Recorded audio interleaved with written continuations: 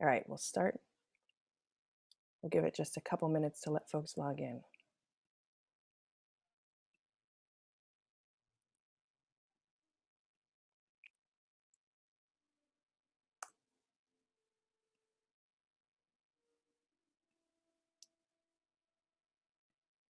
All right. Good evening and welcome to tonight's live online author event with Greenlight Bookstore. I'm Jessica from Greenlight, and we are thrilled to host tonight's event with Kiese Laymon presenting the new revised edition of his debut novel, Long Division.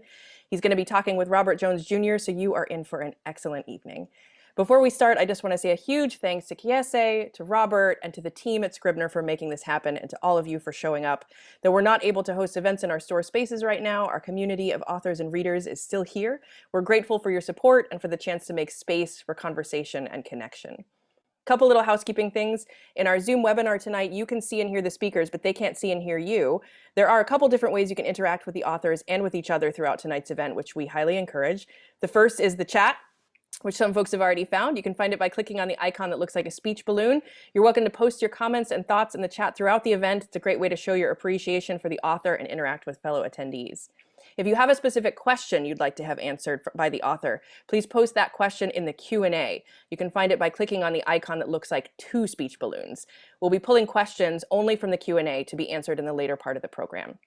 And very importantly, tonight's featured book, Long Division, is available for sale from Greenlight Bookstore. You can shop in person in our bookstore locations 12 p.m. to 7 p.m. every day of the week, and you can purchase Kiese's book and many others on site, or order online at greenlightbookstore.com for a quick pickup at the store or for shipping anywhere in the US. I'll drop that buy link in the chat in a bit. If you care about supporting the careers of authors and the ongoing existence of independent bookstores, buying tonight's featured book is a great way to show your support. All right, our interviewer tonight is Robert Jones Jr. He was born and raised in New York City and received his BFA in creative writing with honors and MFA in fiction from Brooklyn College. He's written for numerous publications, including the New York Times, Essence, OK Africa, The Feminist Wire, and The Griot. He's the author of he's the creator of the social justice media community, The Son of Baldwin. Jones was recently featured in T Magazine's cover story, Black Male Writers of Our Time, and you probably know him as the author of the amazing book, The Prophets, which he launched with Greenlight back in January. He's going to be speaking tonight with our featured author, Kiese Laymon. He's the multi-award winning author of Heavy, an American memoir, the essay collection, How to Slowly Kill Yourself and Others in America, and the novel, Long Division. He was born and raised in Jackson, Mississippi, and currently teaches at the University of Mississippi, having previously taught at Vassar College and the Iowa Writers Workshop. So tonight's event is in some ways a little reunion, as Kiese interviewed Robert about his novel, The Prophets, for an extraordinary virtual event with Greenlight back in January. Tonight, the tables have turned, with Robert in the interviewer's seat to talk with Kiese about the brand new revised edition of his 2013 debut novel, Long Division. With fresh edits, a new design matching his original vision, and an updated chronology, the satirical exploration of celebrity, authorship, violence, religion, and coming of age in post-Katrina Mississippi is going to delight new and old fans alike. So Kiese is going to start us off with a reading from the book, and then he'll be talking with Robert and taking your questions after that. Kiese, take it away. All right. Thank you so much. I want to thank Greenlight for making me feel like home. And I said this before we got on, but like this is that dreamy stuff right here. Like being here with Robert is it's just dreamy for him. It's dreamy because of how much you love us, and it's dreamy because of actually like how much you love the novel. And I'm just hoping we can get into a lot of that today. So I'm gonna give like a really brief read. I'm gonna read the first paragraph of both books, book one and book two, and we can talk. All right. So the first paragraph from book one starts one sentence. Lavander Peeler cares too much what white folks think about him. Last quarter, instead of voting for me for ninth grade CF, class favorite, he wrote on the back of his ballot, all things considered, I shall withhold my CF vote rather than support Tony Whitaker, Jimmy Wallace, or the white, homeless, fat homosexual. He actually capitalized all 5 words when he wrote the sentence too. You would expect more from the only boy at Fannie Lou Hamer Magnet School with blue, black, patent leather Adidas and an ellipsis tattoo on the inside of his wrist, wouldn't you? The tattoo and the Adidas are the only reasons he gets away with using sentences with all things considered and the word shall an average of 14 times a day. Lavanda Peeler hates me. Therefore, I know Principal Reeve said that we should never write the N word if we are writing paragraphs that white folks might be reading, but dot, dot, dot. I hate that goofy nigga too. All right. And then the first graph that starts book 2 is a chapter called Special Game. I didn't have a girlfriend from kindergarten all the way through the first half of ninth grade. And it wasn't because the whole high school heard Principal Jenkins whispering to his wife, Miss Dawson Jenkins, that my hairline was shaped like the top of a Smurf house. I never had a girlfriend because I loved this funky girl named Shalea Crump. The last time Shalea Crump and I really talked, she told me, City, I could love you if you help me change the future, dot, dot, dot, in a special way. All right, so those are just the first 2 graphs of each book.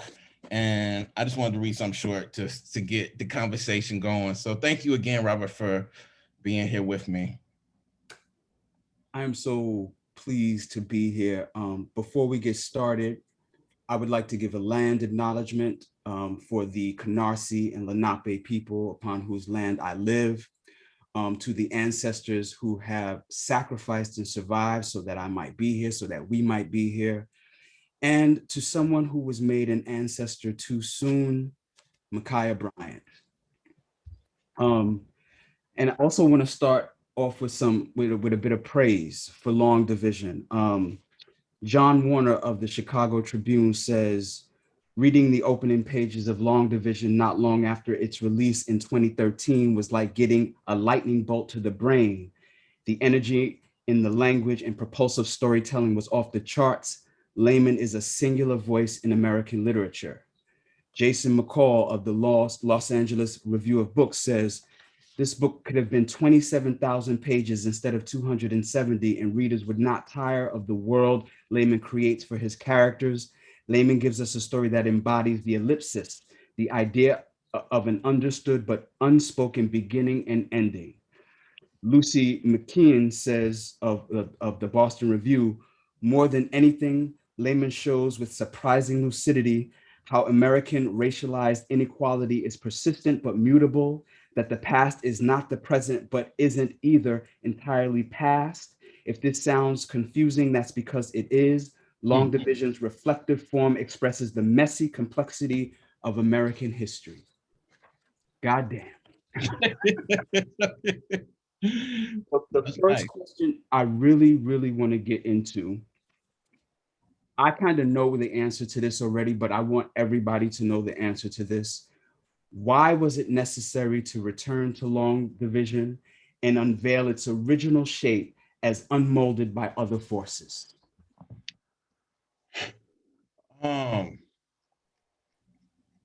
I think the easy answer to that, I think the honest answer to that, Robert, is just breath, fam. Like I've been trying to get this book back from the original publisher for about 4 years, and I wanted it back initially because I didn't think that the way it was published allowed readers and allowed the characters and the scenes enough space to breathe.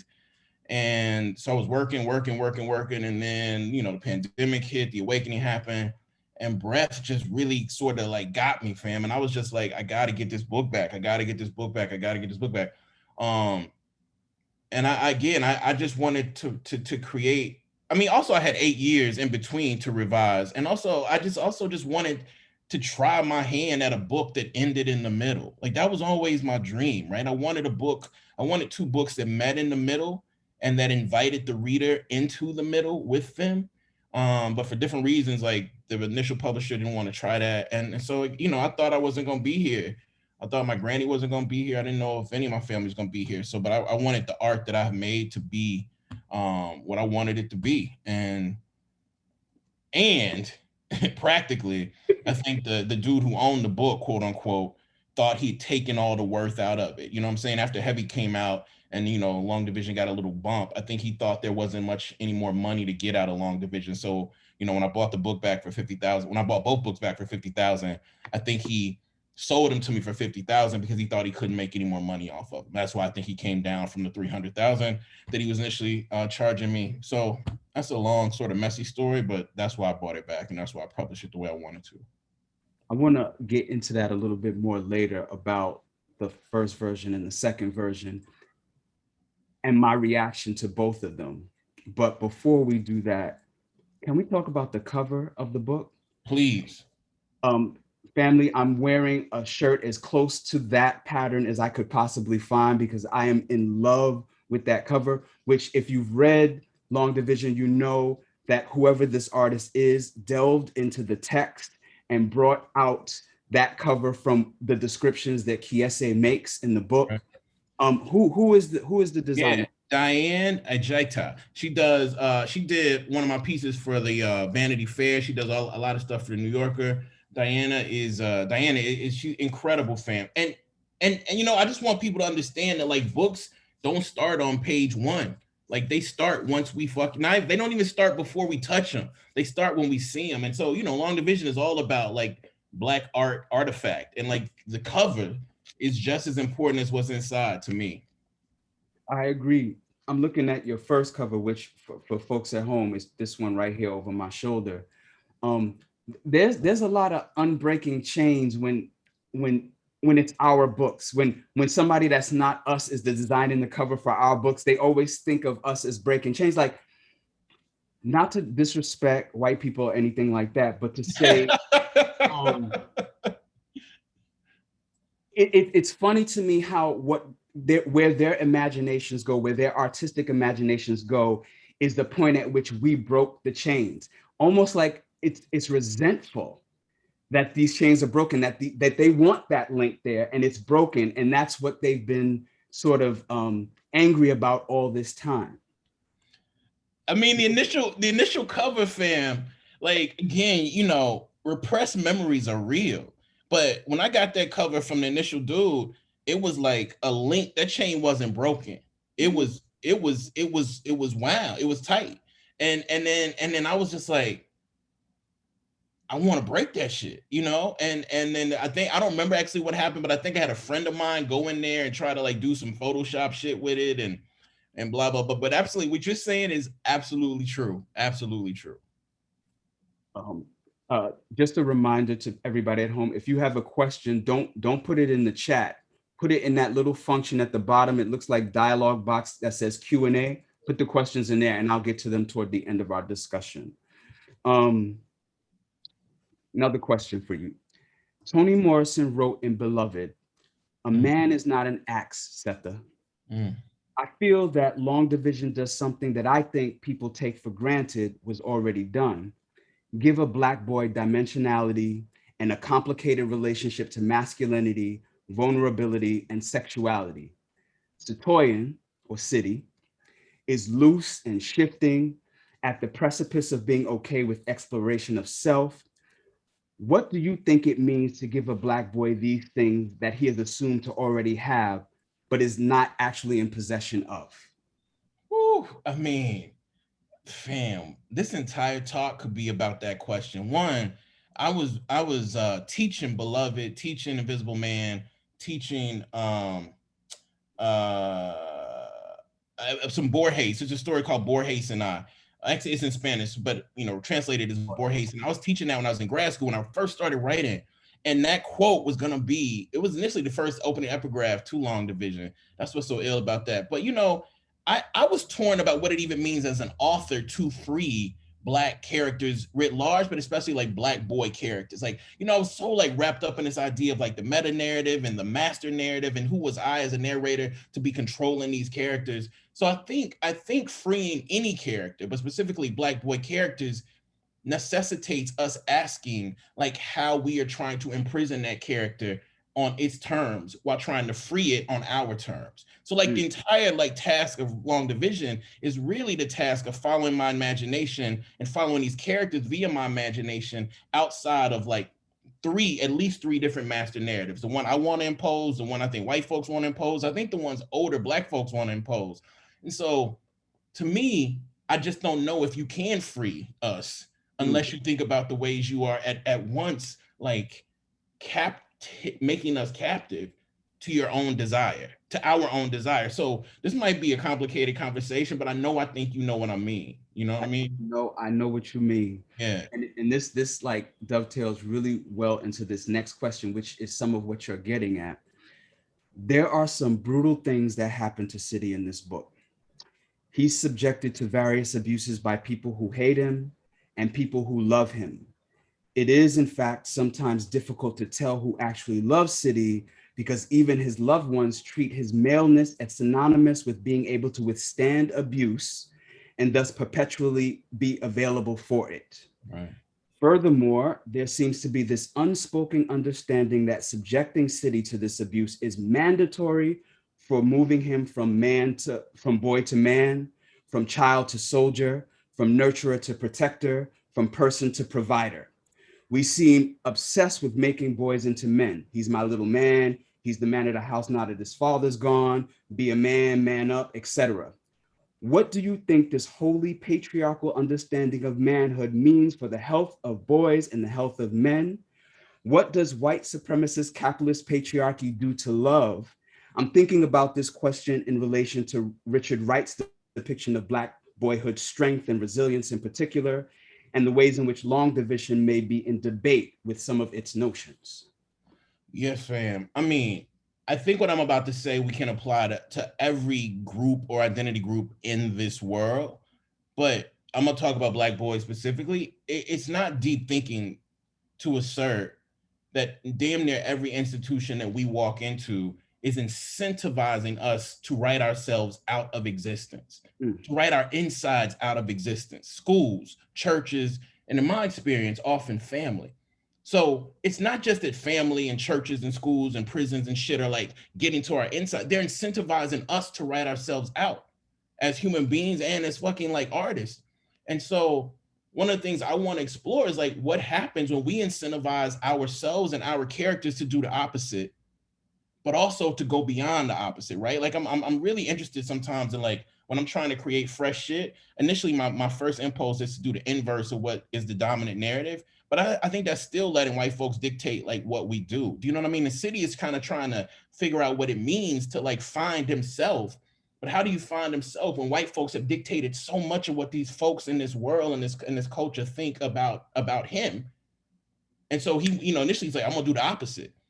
But then I think he realizes that like that's not any freer than fucking like walking lockstep with everybody else. So what I really want to explore is the ways that the culture incentivizes, if we're talking about black boys, to write ourselves out of existence.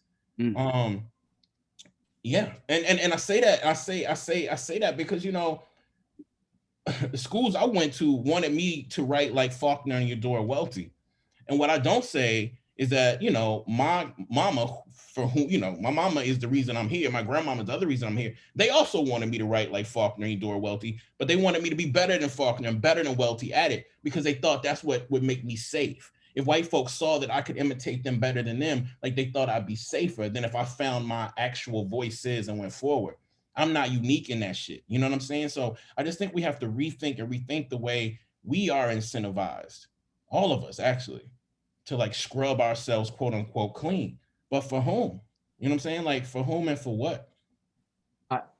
It's so funny that you say that because I feel that in many ways, City does find a way, and it's not necessarily in acting opposite to whatever the master narrative is. So my next question is, City's response to the various abuses he's subject to always seems to be compassion for the people doling out the abuses. Right. I'm thinking of So Sad, for example, how he interacts with So Sad. So was this a conscious choice or simply where City was taking you?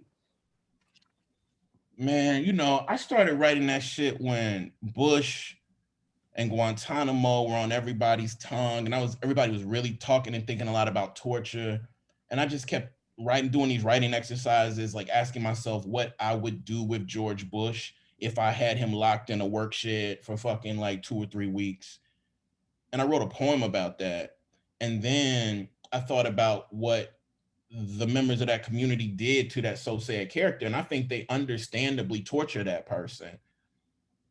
And City isn't necessarily like against that, but he doesn't necessarily understand yet like why they're torturing him and why they don't want him to be a part of the torture. So I didn't really want to like, I didn't want to be kind to So Sad necessarily, but I think City wanted to be kinder to So Sad than I wanted to be. Do you know what I mean? And I No, think I when totally you, get that. yeah, and when you, and I know you understand, fam, when you allow these characters to get up in you and dictate the way you move and walk and talk and gesticulate, sometimes you got to ride them to places that you might not necessarily want to go. I personally wanted to be part of those people that were going into that fucking thing and hurting that character. The character I created, the characters I created did not want to necessarily do that. So I followed them. That is the imagination work. I'm thinking of City right now. I write, he's also innocent enough to be 14 years old and have a friend who's a 10-year-old white girl, and realize that even though there's danger in that, he doesn't really understand the danger, even though he grew up in Mississippi. He's growing up in Mississippi. Do you think it's difficult for children to understand how unnecessarily complicated, vicious, and unimaginative adults have made the world? And that's why children spend so much time in what adults might interpret as Yes. fantasy making, but is actually dream work? No question. I mean, a lot of us have just spent a lot of time on these Zooms listening and talking to a lot of people over the past year and a few months. And one of the groups of people I've been talking to, like, 6-year-olds, 7-year-olds, 8-year-olds, and I'm having them write stories to me. I tell them what else I'd like to see in the story. They revise, they write back to me. And the imaginations of these 6, 7-year-olds who don't realize they haven't been written to yet. They don't realize that they've been asked to write themselves out of narratives yet. Like, it is dream work. That is exactly what it is, man. Like, I don't want to add any more to that question, because if you either believe that our young people are filled with dreams and our jobs is to enhance their ability to do work with those dreams, or you don't. And I just do. It's dream work. And like, we got to do something with it. But first we have to accept it as valuable. Oh, come on now. Speaking of the health of Black people, to me, the most fantastical element of the book was the attention being paid to missing Basie Shepherd. Yeah. Because in real life, there are over 182,000 missing Black people in this country. An estimated 107,000 of them are Black boys and men. An estimated 75,000 of them are Black women, girls, femmes, and majors, way disproportionate to our population. And you would never know it because the country both ignores it and seems to enjoy knowing it. Why was it important for you to have Basie's whereabouts as a central theme in Long Division? I mean, precisely because, at least when I was writing this book, what happened, like in Forest, Mississippi, where my grandmama lives. I come back from grad school, and at grad school in Indiana, there was this white woman, I think who was a second-year student, who gone missing. She went off on her bike, and for months, people were like, "Where is she? Where is she?" And it became a thing in the town. Like, we have to find like this young white woman. And I remember going home for Christmas to my grandmama's house in Forest, Mississippi. And then, those of y'all who live near Walmart, you go in Walmart, you see like all the missing folks. And that day, fam, like, it was just all these missing, like, young Black girls just missing, saying missing, blah, blah, blah. And so I just started to think a lot about like what state sanctioned disappearance looks like, what disappearance looks like for us, and what happens if we actually like do some of that dream work with this reality of like our disappearance. And I also want people to understand, like, our disappearances are usually state sanctioned, right? Mm. But that doesn't mean that we're not doing something with that state sanctioned disappearance. Those people who purportedly disappear, those people who find folks who disappear. So I just started to hear Basie's name, and I started to hear the voice, and I started to hear the construction, the sentence construction, and I started to hear her rhyming. And then I was just like, sometimes these folks who we say are disappeared aren't necessarily like gone. Sometimes the state doesn't win. We just don't know where the person has gone to take care of themselves and heal themselves. And sometimes that place is beyond the grave, and sometimes that place is not. And I just wanted to, in some way, like, as a nod to Morrison, like give Bays Shepherd like the ability to make. She make, you know, to me, Bays makes the book. You know, if it's made for anybody, it's made because of Bays. And that's what I wanted to do, you know. Fire. Why did you decide to flip the script? Yeah. Like, what purpose does that serve for you? What purpose does it serve, you think, for the reader? You know, I'm gonna tell you some shit I'm not gonna say probably in any other interview, but like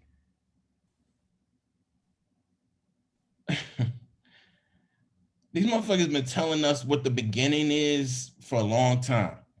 And people who tell you where the beginning is are always gonna tell you where the ending is. But in my life, fam, like what white folks tell me is the beginning is never the beginning.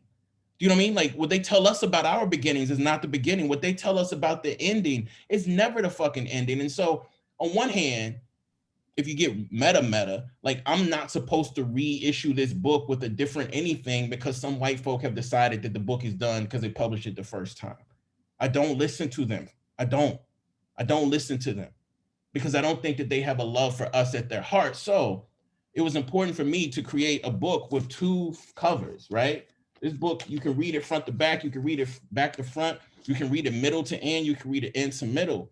But part of it was wanting me to like kind of like take like not just black cosmology, but I think black understandings of time, black deeply Southern understandings of time, and black deeply Southern understandings of narrative and character construction, and create a book that I thought honored that.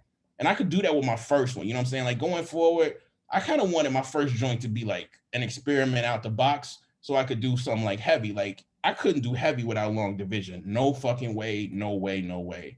And part of it is just like I just don't believe them. Like when they tell me some shit, I don't believe it. And I just want to like use my art to test whether or not my belief is right. And that's what long division is. That's actually what heavy is too. You know, people can talk all that shit they want to. You ain't never see a novel, a memoir start and end like heavy did before. And part of that is like imagination and experience. But part of it is also these motherfuckers be trying to tell us how to do shit. And the way they tell us how to do shit is not in our best interest soulfully. So I think if we're able to, we got to go in there and remix it. Power. That is power, brother. Um, I want to say that Long Division is one of my top 10 favorite novels of all time, and has had a tremendous impact on the ways I think about Blackness, maleness, boyhood, etc. I want you to know that despite what your previous publisher attempted to do with your work, what they forced you to omit, your skill is such that your message remained because you have an uncanny ability to write in invisible ink, and such that only people with infra-black vision are able to read it. So I got what was not written in your first edition because you kept it hidden in the spaces between the lines and in the margins. What is your hope for this edition of Long Division that the previous edition may not have fulfilled? Yeah. I was thinking a lot about you when I was doing this revision, fam. You know what I mean? Because the thing about that initial book is like it's like it met you before I did, do you know? And Yeah. it met a lot of people who I like, who I love and who I trust love me.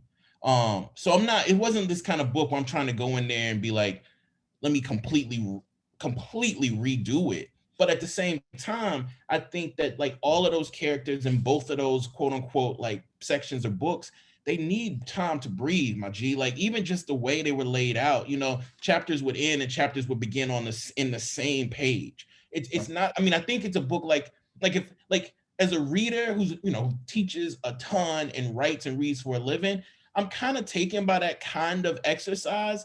But I also just thought it was it was hard for no reason, parts of it. Also, fam, like I just like this one better. Like I like the idea of an adult workbook. You know what I mean? There's questions like true false questions in there that I hope we answer. There's space in the middle that I hope people use to actually write themselves like into whatever they want to. But I also think you don't lose much of what you got in that first one, other than like the rigor of trying to figure it out as it goes along. With this one, I think, depending on which way you read, I still think it's a rigorous experience for sure. I think I've given people more room to breathe though. I agree with that, and I also think that this re-released edition is so much more robust and so much more deeply thought and Right. so much more deeply felt. And these characters are so much bigger and rounder and taller and freer and funnier. Like it's like everything I got out of the first edition times 10. That's crazy. I'm And gonna this cry, bro. I'm gonna cry, bro, because that's all a motherfucker ever wanted to get. You know, you know what I mean. That's all I ever wanted, motherfucker, to say. I wanted Robert Jones to say what you just said. Word, like for real. it Because I was is scared. I was scared that like the people who rocked with it happen to be people who I like adore. And you know, when you adore people, you don't want them to. You don't want to do things. You don't want to make something beautiful into something whack. You know. So thank you for saying that. there's a part in the book that you sort of in the re-released edition in the chapter and away Yeah. where you talk about Octavia Whittington, and that chapter is so short. It's like 2 pages, and I was left breathless after I read it. And you know, it was a continuation because this was Cities making a list of all of these things he wanted or whatever, and he finishes it at the end, and I was just like left breathless. I had to like take 10 minutes to be like, how did he pack so much meaning into just 2 fucking pages? Yeah. Like I just could not I just could not understand the brilliance of it, but I'm thankful for it. But can I just say one thing about that? You know, when I was initially trying to do the research for this book, and I went to look back at like the sort of like the syllabus that a lot of like the SNCC workers were using when they came down for Freedom Summer, and you know the syllabus that they were using was all about questions, right? Like questions. We have to provide space for these kids in Mississippi to question. But I actually saw one or two of the assignments that they had asked this young girl to actually like write. And bro, like it was a page, it wasn't even a page and a half, it was a page. But the shit was fucking so evocative, and it was so much history. And we didn't even have the language. I didn't have language, but so much ecological history in what this little black girl was fucking writing. And so, like, for that section, I did think, yo, I just want to try to get, 2 pages or maybe a page and a half, literally, because that's what I saw when I saw that, like that SNCC workbook. It's just astounding. You know what I mean? And I'm not saying my shit is astounding, but I'm saying when I went back and read some of the Your these shit is comments. astounding. Yeah. Your shit is Okay. Well, astounding. you can say that shit. Your shit is I astounding, love my you G. so much, bro. Thank you. Um, I know, like, I've been asking you a bunch of heavy, no pun intended, questions. So I want to kind of like lighten it up and ask you some questions that are kind of fun. Um, the last book you read that was so good, you wanted to throw it across the room. You trying to give me? You want me? You had a bad day, my nigga. You want me to talk about you, my nigga? I will say for real, for real. I mean, I've said this already, but when I read you and Disha's books, and I read both, like a version of them before they came out, and I read them on a computer. So it's one thing to want to throw the book across the room, my nigga, but it's another thing when you like, this is my instrument. And like, that's what I think people don't talk about. I be wanting to throw my fucking computer out the goddamn window and stomp on that shit, because then I won't have to feel like I can try to write. Reading the prophets and reading Secret Lives like that, that was the last time I felt. I mean, actually, and Punch Me Up to the Guys too, though, yo. Like that, there's that shit is that book is a stunning piece of art. I'm not trying to like be all like this the aesthete and shit, but like I really fuck with art. You know what I'm saying? Like Yeah. art that loves us in like nuanced, fucking new, but also soulful ways. And those are 3 books that did that for me. You said one, but I'm sorry, those are the 3. No, it's cool. And I'm so glad you brought those up because, bro, doesn't it feel so good to be writing at this particular time with so much black brilliance surrounding you, lifting you up, holding you down, pushing you forward? feeling like we are part of a community, that we do not see each other as competition. We see each other as community. We Yes. are family. Like, this is like, I don't think we could have picked a better time to be writing.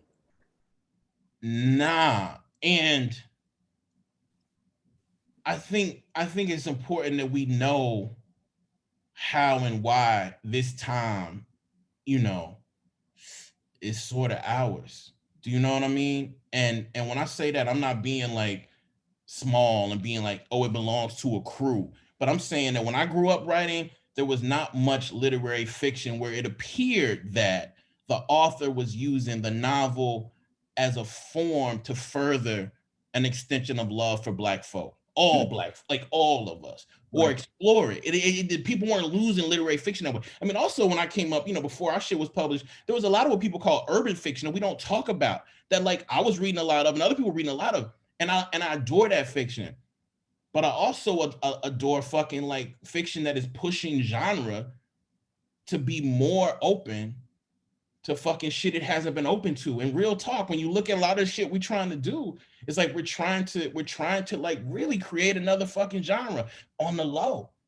Motherfuckers who want to talk about what we doing, like you can act like it's a secret or not, my G, but like this shit ain't gonna be the same. If we die tomorrow, if we die 10, 15, 20 years from now, do you know what I'm saying? And the most important thing for me, Robert, is to understand is like motherfuckers who was cold ass writers did not get welcomed into this shit. You know what I'm saying? Like I was not welcome into this shit. These niggas said, you cannot come up in here. I was like, okay. And then they said, you cannot come up in here. I was like, okay. And they said, you cannot come up in. I'm like, but my nigga, like it's about 70 motherfuckers and we coming. I don't give a fuck what you say. We coming.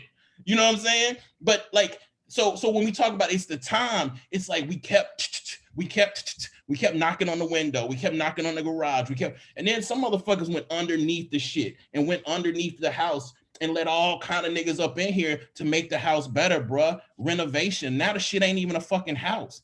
And it's not up to us to describe what we making, but I know that's what we doing, and ain't none of us alone.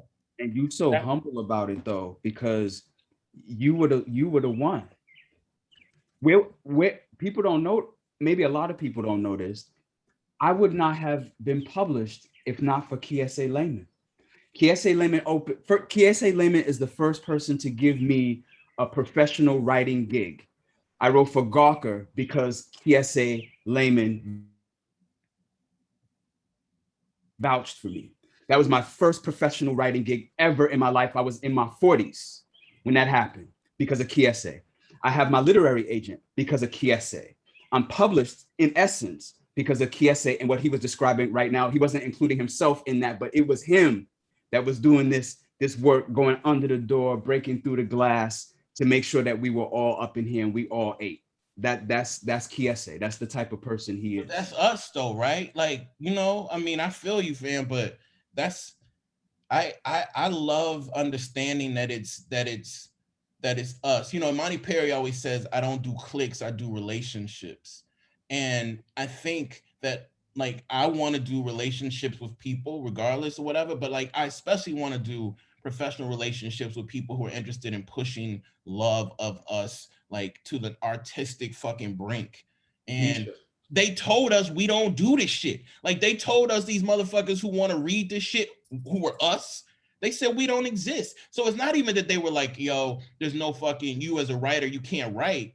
They were like, the shit you want to read, don't nobody else want to read. And like, I think a lot of us were like, okay, just wait. Meanwhile, bro, at the time that they're saying this, here's my experience. I'm walking down 125th Street in Harlem and every other vendor is a book vendor. Come on, like man. Black books. Come on. And I'm literally telling you, every other vendor was a book vendor while they were saying Black people don't read. Come on, bro. So who are they talking to? Not us. No. And then, you were talking earlier about how they try to play us small. And I'm thinking about Deisha Filyar in that book and how they thought, this little book here. And then she shut it down. Shut it down. So my nigga, and here's the thing. We get confused in internet time. Bruh, the Prophets, Secret Lives, them shits are not even infants. They not infants.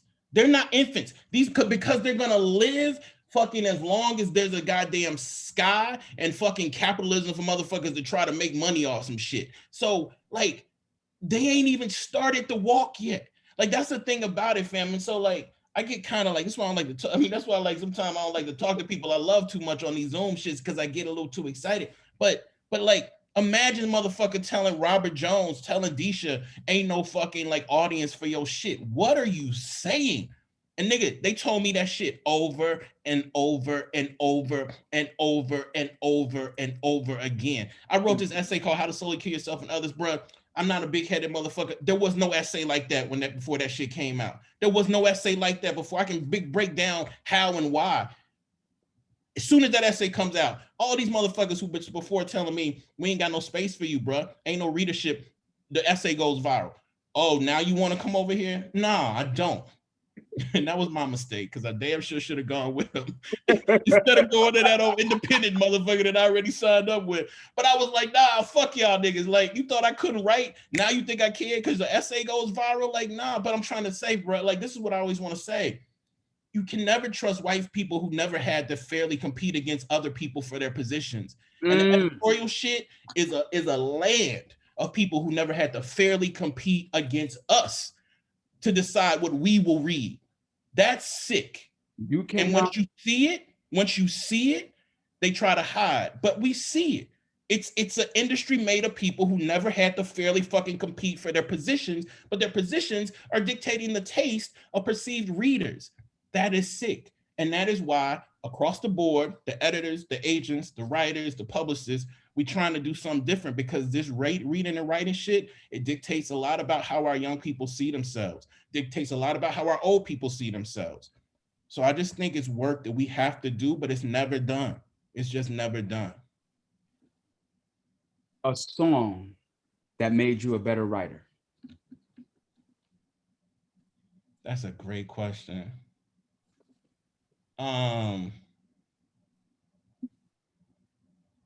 I think Monsters in the Night. I talk about this song in Long Division by Helona King. It's a song called Monsters in the Night. And it like helped me understand a little bit more what was happening underground in Long Division. So Monsters in the Night by Helona King. The last movie you saw that you felt was done right. Ooh. I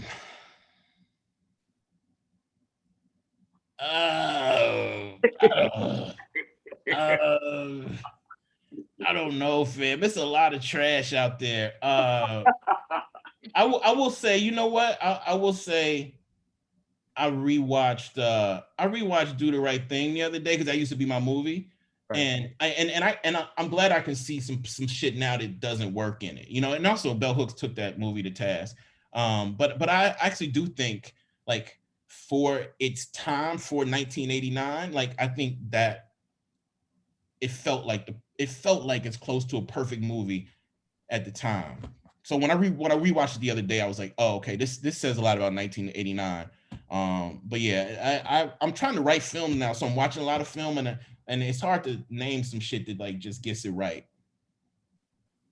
I only have time to ask you one more question. I have more questions, but I got to get to the Q&A. All right. And this question is gonna fuck you up, and I'm sorry. Okay.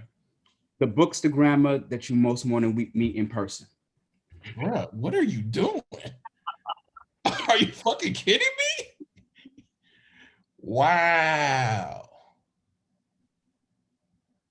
Okay. I'm gonna play with you. And we playing. Let me just say from the rip, we playing. I gotta take out my man Achilles because we already met Mississippi. I met a few other people via like phone calls and stuff like that. But I want to run up on Reggie Reed's fan. Hey, let me tell you why. That's bruh man from the 5th floor. Bruh man from the 5th floor be reading, bro, like the depths of this motherfucker. And today I was like, he got one of them hair, like them hairs, like look like he got like a hair. It looked like he just got a hair helmet, like, you know what I'm saying? And so when I run up on him in person, I want to be listening to that nigga like, break it down and shit. Meanwhile, I'm gonna be like, bruh, as a motherfucker who hairline is suspect, I just wanna and that's for always trying to count how many times I say fam. Got him. Got him. Wow. Whoa. Okay. Got him. That was dope. I'm gonna get to the Q&A now. We have a question from Akili. Missouri, that's our boy, a black man reading. What does city's reluctance to visit the pain of his community say about a child's relationship with repair and its insistence on the imaginative? Ooh. I think it says that particular child, though that child can't express it, is afraid of what's in his face. Like if city, people talk about trauma and people talk about grieving and mourning, but I think that particular child does not want to see what white folk have encouraged his people to do to them, do to white folk. He don't want to see it. He doesn't want to know it because he sees it and he should know it. And he can put everything else together, but he still can't put together what they've been doing to that man in that shed. Nor can he put together what his grandmother just did in that shed. So he's still trying to convey. He still be like we're just trying to do the work, right? Like what we did today, we're just taking care of our people, right? Like so, I think that child has a hard time accepting what he sees, which I think actually a lot of our children do. Agreed. From Andrew Ricketts. How did that one Jay-Z line hit you when you first heard it about how Prince didn't want the masters with his masters? How did this relate to when you brought back your masters?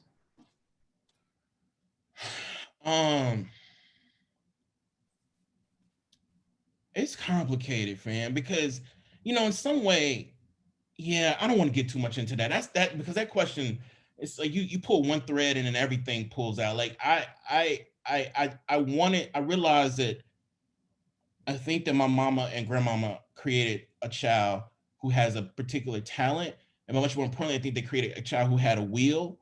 But I don't necessarily think that just because I bought my rights back and I republished them with Scribner, who's owned by Simon and Schuster, who just made the decision that it wants to publish Mike Pence. Like I can't necessarily think about that as victory. You know what I'm saying? Like I think getting my art back from this person who I think was not a fair collaborator, and working with like my agent, our agent PJ, who helped me get this deal done, and my editor Kathy, who is editor I've always wanted to work with. But like the thing about publishing is your relationships they don't begin or end necessarily with your agent and your editor. Like there's still like a multinational who's pushing all of this shit out. And so I just like, yeah, I bought the masters back. I published them the way I wanted to. But then in the day, I'm partnering with Simon and Schuster, a company that believes that, it should publish Mike Pence is just as well as it publishes, anybody else that we love and adore. So I thought I was doing a little bit of work, but the work is just so mighty when you're dealing with like multinational corporations. You've always given us a lot to think about, Kiese. From Jeddah Mayberry. Each of your works not only instructs us how to write, how to express, they give us insight into how to feel, not what to feel, but how to do it, to give ourselves permission to explore the depths of what we're feeling. What age groups do you hope find a way to your book? Do you imagine that separate age groups encounter your work differently? That's a great question. Like my hope is like, I think age sometimes is a sensibility much more than an actual, like when we're talking about stuff like this. So, I think like 8 to 85, like I'm thinking about like our elders, and you can tell like if you really read what I'm writing like 2 and 4 our elders, but in everything I write, even if it's essays, like I do want young people to pick them up and find portals of entry for themselves. You know what I mean? So I'm writing I think very young sensibilities and very old sensibilities. And I think that's hard to do successfully, which is why I don't do it successfully mostly. But that's my hope, is that like young folk, And also, I think I think saying this to you, Robert, like, I think it's when you read your shit, you can see you place your shit within a larger tradition. Again, I was teaching Invisible Man, teaching Beloved, and my kids were just like, I can't fuck. They couldn't understand like what was happening, just like in terms of the ways the novels were constructed. And so I was like, at the time, it was like big headed, but I was like, I want to create a book that can get them to Invisible Man, that can get them to Beloved. I'm not saying The Long Division is it, but I'm saying at the time when I was like 24 or some shit, and I started trying to write this book, that's what I was trying to do. So yeah, I want young folks, I want really old people to vibe with my shit, definitely, but mostly young people more than old people. Feel that. From Allison Marcus, you've talked and written so much about the importance of revision to you and your work. How do you know when something is done enough to publish? Is any of your work ever truly done? No, it's never, nothing I create is done. But see, this is what I'm trying to say about the way they encourage us to write ourselves out of like procedure, even, right? Like there's this notion, I think, when we were coming up, and some people still feel it, that like you have arrived when you're published. But often that means like one or two editorial people decide that your work is worthy of blank. And I think that what we can't do is think that something is done because one or two people thought that it was like ready to be presented. Do you know what I'm trying to say? And so like I understand, just like I don't think like my job as a professor is done when I get tenure. Do you know what I mean? Like I don't think a sentence or yeah. Anyway, I just don't think shit is done because somebody decides that they want to make it available to the world.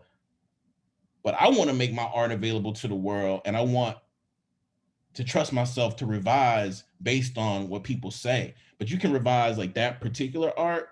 Heavy is a revision along division, whether people see it like that or not. Do you know what I'm trying to say? So I just don't know. I just don't think you let getting published stop you from revising your work, because that's like, again, letting corporate entity or commerce entity tell you when a piece of art is done. Don't trust that. I don't trust those entities, so I'm not going to let them tell me when it's done. That's true. Toni Morrison, I remember one of the things she said was she reread The Bluest Eye and said there were things that she would definitely change in that book. And, we read The Bluest Eye and think it's wonderful and it's perfect. Right. And for her, it's like, nah, I wasn't the writer I am now. And I could do so much better with that story. But so, yeah, this one's from JT Price. Shout out to JT. In the novel, Satoyan sees through would-be antagonism more than once. Lavanda Peeler, and to some extent, So Sad, to name two examples. The idea that would-be antagonism can be torn down to reveal something like love reads as part and parcel of the novel's meaning. Brings to mind that Elie Wiesel quotation, the opposite of love is not hate, it's indifference. Right. If the real opposition to progress is indifference, what can art do to push back? I mean, that's it, right? Like that's a beautiful question. And the answer is that, like, I'm not sure if the opposite of to progress is indifference. Like, I think the opposite of progress is revolution. Um, I think that's part of the reason that the nation pushes progress so vehemently. And do I think that like art can be, I think art is necessarily like a part and parcel of whatever we call revolution. There is no revolution without any art, not just a spark. Like, there's an artfulness to direct action. There's an artfulness to the way we use media to get it to do what we want it to do. So yeah, like I would just say that the opposite to progress is not indifference. Obviously, progress is revolution, and progress is what they want us to like hold on to by any means necessary. I don't believe in it, and I mean, yeah, I just don't believe it. I just don't believe it. So. From Joe Bubar. In your essay, How to Slowly Kill Yourself and Others in America, you have a line that says, quote, I'm a walking regret, a truth teller, a liar, a survivor, a frowning ellipsis, unquote. It struck me as interesting, let alone honest, that you would call yourself a walking regret, since we live in a society that constantly says no regrets, as if that's a good thing. Yeah. And you talk about regret in Long Division. which is a time travel book, and so by nature is about reckoning with the past with regret. Yeah. And do you often find yourself writing through feelings of regret? And if so, how do you do it? Well, yeah, I mean, there's two parts to that question. One, I think, especially like, you know, we supposed like cisgender men, like I think we have to embrace not performative regret, but regret, because everything about the way masculinity across registers is created in this culture, it tells you that yesterday, like whatever happened yesterday is okay because it made you who you are today, whether that person you made into today is nice, tender, loving, or whatever. So like we have to regret, we have to look back at things that we've done harmful to ourselves and more importantly, harmful to other people. And I don't think you ever trust someone who's like, I don't regret shit. If it wasn't for that, I wouldn't be who I am today. Those are the most dangerous, terrifying people on earth. The second part to that question, I think it's a little complicated with long division, you know, because like, again, I was reading a lot of Borges at the time. I was trying to do something with like what people call the person, the persona, the super ego. And so to me, I was just really interested in the question of like, you know, so like there's a talking cat in book 2.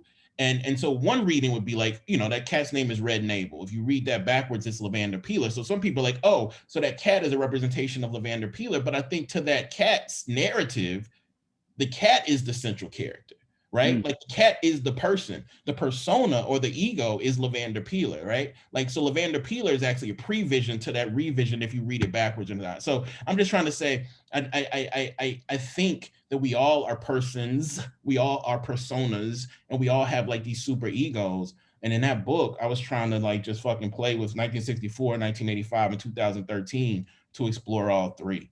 That's what I was trying to do. Come on now. Yeah. From CB, thank you for your writing. Are you working on any new fiction? Yeah. I'm working on some. I'm working on a few things. Wait, something called Good God? I'm working on something right now called Good God, and I'm working on something called and so on. And you know, whether I mean one of them is definitely a novel, and one of them I'm trying to do something different with genre, but one of them is partially fiction for sure. Good God is partially a fiction. Whether or not they sell it that way is going to be a different question, but it's definitely partially a fiction. Another quick one from Christian Crawford for Kiese. Where's grandma? Laugh out loud. I think she is free.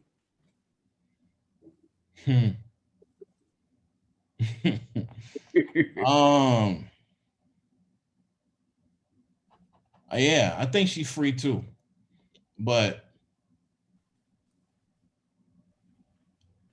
I think she's free too. I'll say that. I think grandmama's driving down the street intending to go, quote unquote, give herself to them folks because she thinks those folks are gonna be coming for her. I don't think grandmama ends up going where she says she's going. So I think she's free too. Okay, and I think we got time for one more question. I'm going to take it from Denise Irvin, who says, so excited to witness the collective brilliance of my two favorite Black male writers. Thank you. What other contemporaries can you recommend that are also putting out transformative work, both fiction and nonfiction? In other words, who's writing today that inspires you to keep your hand to the plow? I mean, fam, like there's literally so many, and I love those questions, but it's almost like we're so blessed now that when you start naming people, you forget people, right? So like if you just look at what's behind you, Opal and Nev, right? Black Buck, please get up on that. I just did a conversation with Monica West. Whew, y'all need to get up on that. You need to get up on that book immediately. What's the book we were talking about by the brother who's doing all that stuff with Christianity? Oh, Reginald Betts' book, fam. That's an ill ass book, right? Dante Stewart, that is the one right there. That one got me. Betts' book is dope too, but people think because Betts has talked about being a felon that all those poems are about him. Like if you reread that book, yo, you should not read them all. Every Man, M. Shelley Connor. Yo, I never read it, fam. Have you read that book before?